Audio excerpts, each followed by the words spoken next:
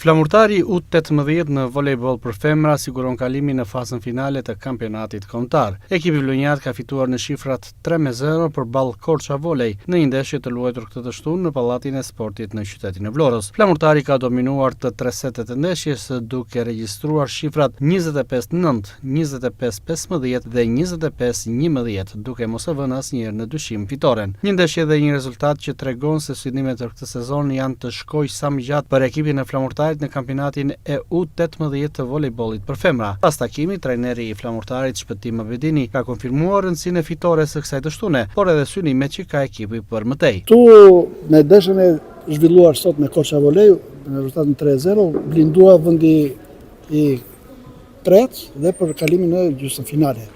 Ne vim pas një aktiviteti 2 javor me moshat U16, ku përsëri ekipi Flamurtarit me U16 kaloi në gjysmëfinale, që na presin në muajin prill të 2025. Me U18 është Skënderbeu, Apollonia, Flamurtari, Dinamo, Vllaznia, Tirana dhe mos gaboj Club Albani. Qëllimi është vemi kaq, jo më shumë. Po vetë më shumë është akoma më mirë. Po është objektivi kapur deri në kaçë me U18, jo pse edhe më shumë, edhe për finale, po që me këmbë në tokë jemi deri në kaçë. Faza finale e kampionatit U18 për volejboll femra veç Flamurtarit ka përcaktuar dhe skuadrat e tjera, ndërsa takimet do të luhen me sistemin vajtje-ardhje.